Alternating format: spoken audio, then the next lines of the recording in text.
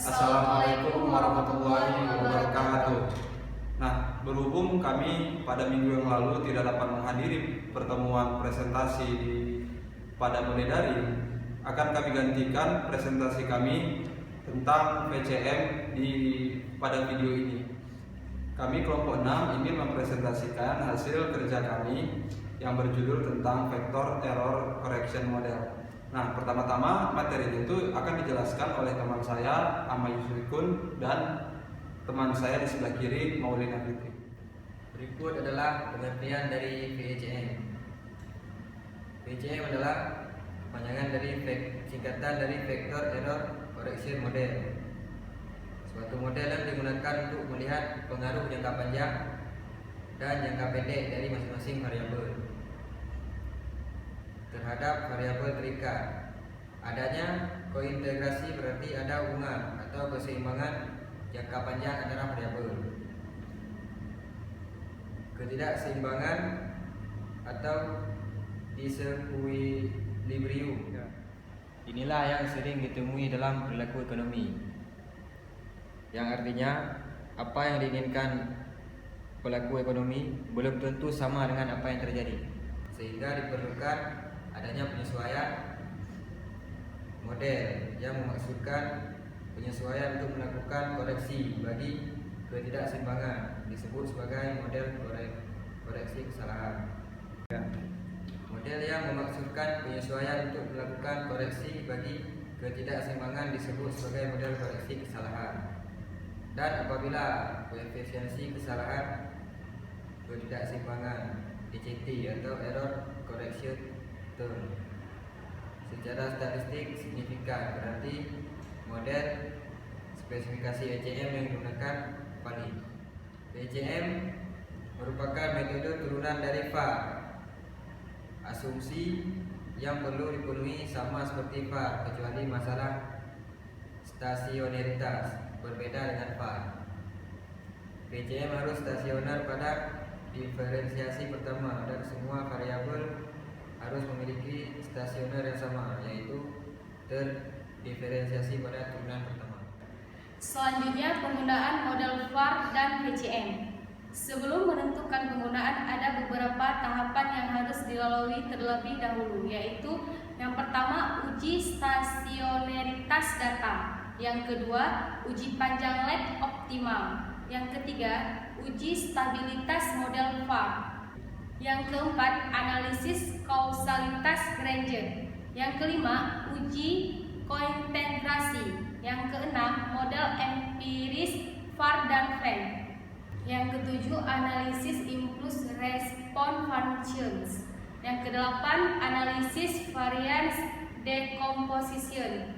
Yang kesembilan, aplikasi model Venn dalam ekonomi. Nah, baik, saya selaku ketua sekaligus pemateri dari kelompok 6 akan membahas tentang vector error correction model, yang mana vector error correction model ini adalah model untuk melihat pengaruh jangka panjang dan jangka pendek terhadap masing-masing variabel bebas terhadap variabel terikat. Nah, di sini nanti saya akan menjelaskan tentang dari materi tentang pengaplikasian model vector error correction model. Yang contoh kasusnya itu adalah pengaruh konsumsi ekspor dan impor terhadap produk domestik bruto. Yang mana nanti pembahasan kita ini akan menjelaskan tentang uji stasioner, uji lab, kemudian ada pengujian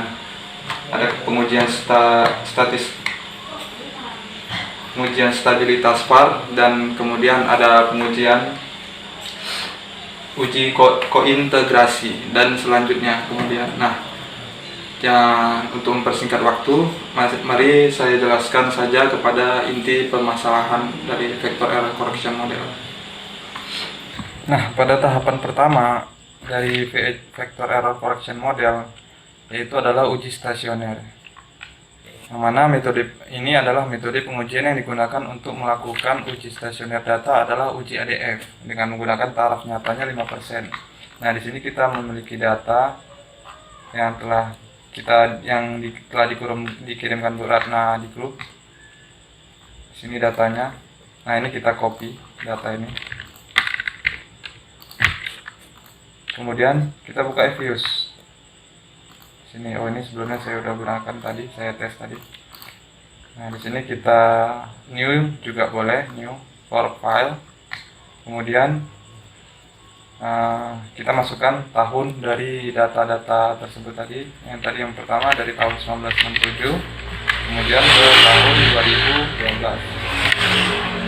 Nah, di sini kemudian pastekan dari datanya tadi ke Fuse, next, dan kemudian oke. Nah, di sini kita udah memiliki data yang udah masuk di Fuse, yang mana itu adalah GDP, konsumsi, ekspor, dan impor. Nah, kemudian kita select. Selectnya itu pun harus bertahap, jangan langsung di select dari atas ke bawah, tapi kita bertahap dulu. Kita lihat kita lihat dari contoh kasus yang ingin kita bahas tadi. Kasusnya adalah kan pengaruh konsumsi, ekspor, dan impor terhadap produksi domestik bruto. Nah, berarti di sini C-nya adalah produksi domestik bruto, yang mana itu adalah GDP. Maka kita blok dulu GDP, kemudian konsumsi, terus ekspor dan impor. Baru kita as group. Nah, di sini kita udah memiliki data yang telah di as groupkan. Kemudian untuk melihat ujinya, uji stasionernya, maka kita melihat dari sini. Klik view, kemudian unit root test. Nah, di sini kita melihat uji stasionernya apakah sudah memenuhi syarat atau belum. Nah, di sini kita oke, kita lihat. Nah, di sini. Dan di sini kita dapat hasil dari ujinya. Tapi ini tidak memenuhi syarat. Karena apa? Karena probabilitasnya itu adalah di atas 0. Maksud saya di atas 0,5. Nah, satu probabilitasnya adalah 1. Jadi dia tidak memenuhi syarat. Nah, kemudian apa selanjutnya tahapan yang harus kita rubah agar sesuai syarat dan bisa melanjutkan syarat dari VLCM ini tadi. Nah, kita klik view, kemudian kita unit root test. Kita masuk ke dalam tahapan turunan pertama. Di sini ada level. Kita langsung ke tahapan turunan pertama, yaitu satu state difference. Nah, kemudian kita klik OK. Nah, di sini kita lihat perbedaannya, bahwasannya ujinya ini telah berhasil karena probabilitasnya di bawah 0,5%. Maksudnya 0,5. Nah, di sini kita bisa melihat Levin Lin Chun-nya itu adalah probabilitasnya 0. Di sini pun ADF Fisher-nya juga 0, PP Fisher Q-square-nya juga 0. Berarti tahapan ini sudah memenuhi syarat untuk melanjutkan model VLCM ke selanjutnya. Nah, tahap selanjutnya kita akan melihat bagaimana melihat dari uji VAR, yang mana tahapannya itu adalah kita klik kanan pada data, kemudian kita klik as VAR. Nah, karena data yang tadi kita pada first difference telah stasioner, maka kita di sini menggunakan D, kemudian log. D ini adalah delta. Kemudian kita buka kurung, kita klik log, buka kurung, dan di depan GDP kita tutup kurung dengan 2 tanda tutup kurung. Kemudian di konsumsi juga seperti itu, D, buka kurung, log, kemudian buka kurung lagi, kemudian di akhir konsumsi juga 2 tutup kurung. Kemudian selanjutnya juga sama, D, log, ekspor, tutup kurung, log, tutup kurung ya. Kemudian sini juga D, terus log, log. Nah, seperti itu. Nah, di sini kita telah mendapatkan datanya, data VAR-nya.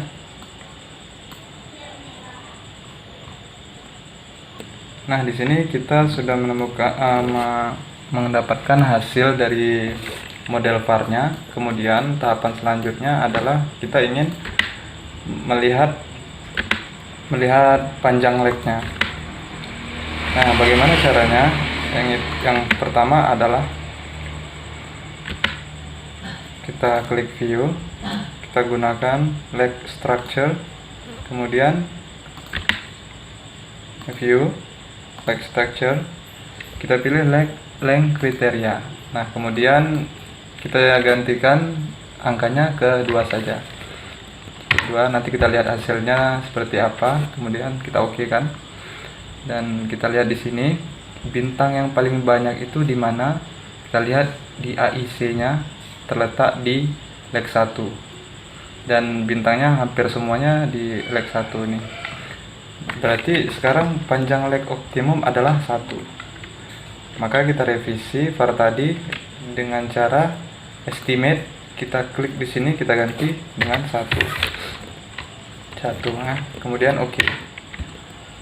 Nah, sekarang kita sudah melihat di sini, ini adalah var dengan leg adalah 1. Setelah stasionernya pada first difference dipenuhi, kemudian panjang legnya sudah diketahui, dan legnya pada optimum leg 1, maka kita selanjutnya adalah uji stabilitas. Nah, gunanya apa? Nanti kalau dia lolos di stabilitas, maka kita akan bisa menggunakan yang namanya decomposition,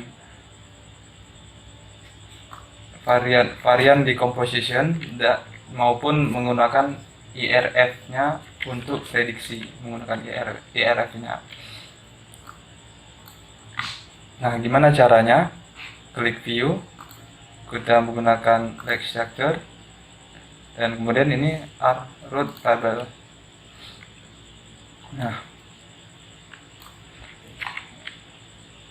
Nah, model ini dia tidak boleh ada yang di atas 1 itemnya. Nah, di sini var status file the stability condition. Jadi var sudah dalam kondisi stabil karena tidak ada angka 1. Nah, kan, atau kita bisa lihat dengan cara lain, dengan klik view, menggunakan leg structure, menggunakan AR root grab. Nah, titik ini tidak boleh keluar dari lingkaran ini. Berarti dia semuanya berada harus dalam lingkaran. Berarti kita bisa melihat model ini sudah memenuhi var stabilitasnya gitu. Nah, selanjutnya kita tadi ke ini.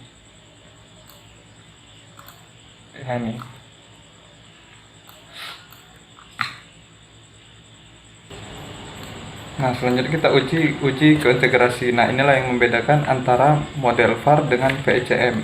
Kalau VECM ada kointegrasi, terjadi kointegrasi. Kita gunakan view, kita cek di sini. Ini. Oke, ya. Nah, di sini keluar bintang ya, hampir seluruhnya sudah memenuhi kriteria. Terus tes indicate yang keempat kointegrasi sudah memenuhi kriteria untuk melanjutkan model VCM.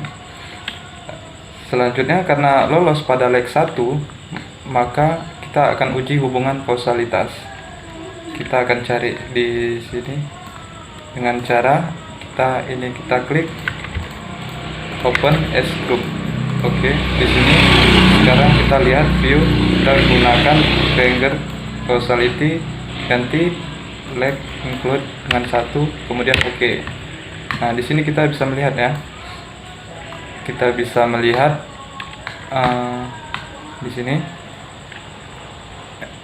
Berarti kalau nanti kita lihat ini adalah konsumsi terhadap GDP, tidak mempengaruhi GDP, tapi GDP mempengaruhi konsumsi. Nah, gini, seperti di sini ekspor tidak mempengaruhi GDP, kemudian GDP mempengaruhi ekspor. Nah, kemudian di sini ada impor yang mempengaruhi GDP, tapi GDP tidak mempengaruhi impor. Dan di bawahnya ekspor tidak mempengaruhi konsumsi, terus konsumsi mempengaruhi impor. Dan selanjutnya sampai di bawah ini. Nah, oke, berarti selanjutnya kita akan masuki yang namanya regresi model VECM. Nah, yang mana tadi kita bisa lihat di sini ya. bahwasannya kita sudah melakukan uji akar yang pertama, yang kemudian tadi penentuan panjang leg, terus kita sudah melakukan uji stabilitas, selanjutnya uji integrasi, dan kelima adalah uji kasualitas, dan kemudian kita akan memasuki yang namanya regresi model VECM. Dengan cara apa? Nah, sekarang kita menggunakan yang ini ya. Tadi kan kita sudah mengregres dengan menggunakan model VAR yang ini, dan model ini kita merubah VAR ini menjadi ini kok tunggu dulu.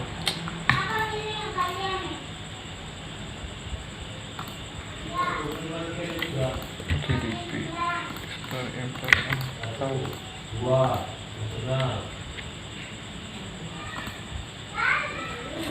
jelek apa-apa masa ada duitnya, yang penting harga dan kata.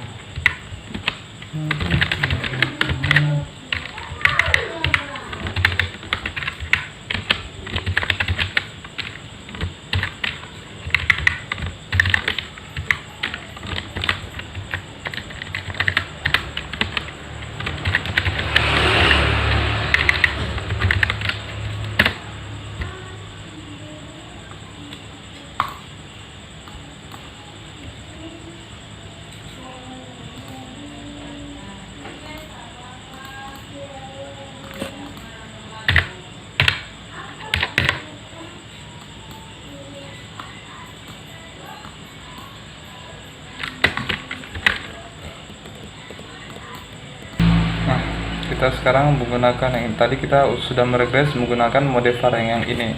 Nah, sekarang model ini kita rubah VAR ini menjadi VECM dengan cara apa? Caranya adalah estimate. Jadi kita menggunakan di sini vektor. Ini harus dirubah. Kalau tidak dirubah, tidak menghilangkan deltanya, maka legnya akan lolosnya akan menjadi second dihon tidak first ini ya. Jadi kita harus menghilangkan. Kalau tidak menghilangkan, apa yang akan terjadi? Seperti ini. Nah, akan muncul ini. Ini menunjukkan bahwa lolos pada second difference. Padahal tadi dalam uji stasioner kita lolos pada first difference, sehingga estimate tidak perlu memasukkan D. D-nya kita hilangkan saja. Kita hilangkan saja. D-nya hilangkan. Kita hilangkan D-nya. Karena kalau tidak dihilangkan, maka hasil regresi menunjukkan ujinya untuk semua variabelnya adalah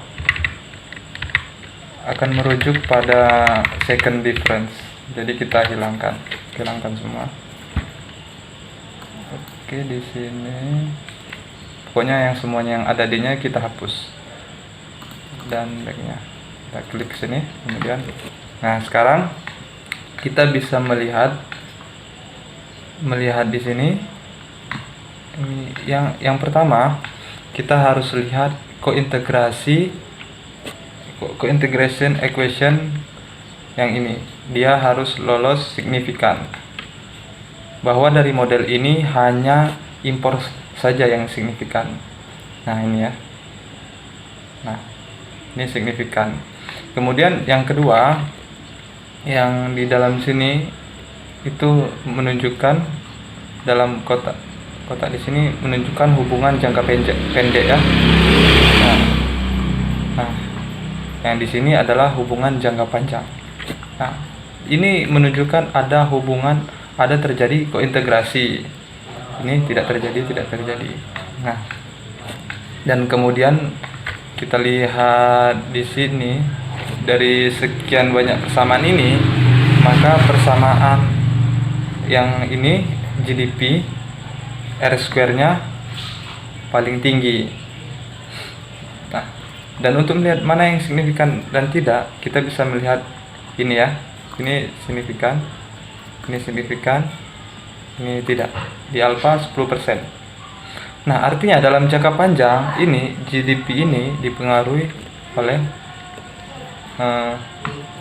ini Jadi begitu. Kemudian kita masuk pada pengujian yang terakhir, itu adalah IRF. Nah, ya, IRF di uji terakhir ini. Nah, IRF ini akan menjelaskan dari dampak dari guncangan atau shock pada suatu variabel terhadap variabel lainnya, di mana dalam analisis ini tidak hanya dalam waktu jangka pendek, tetapi dapat menganalisis untuk beberapa horizon ke depan sebagai informasi jangka panjang. Nah, jadi pada analisis ini dapat melihat respon dinamika, ya, dapat melihat respon dinamika jangka panjang setiap variabel apabila ada shock tertentu sebesar satu standar error pada setiap persamaan. Nah, jadi analisis impulse response function ini juga berfungsi untuk melihat berapa lama pengaruh tersebut terjadi. Nah, sumbu horizontal merupakan periode dalam tahun, sedangkan sumbu vertikalnya itu menunjukkan bahwasannya nilai respon dalam persentase. Nah, bagaimana langkah untuk melihat uji IRF itu? Nah, langkahnya adalah dengan kita mengklik view, kemudian impulse response. Kemudian di tabel ini kita klik OK. Kita klik display formatnya tabel, kemudian kita OK. Dan di sini kita bisa melihat IRF-nya, ya. Uji model secara IRF.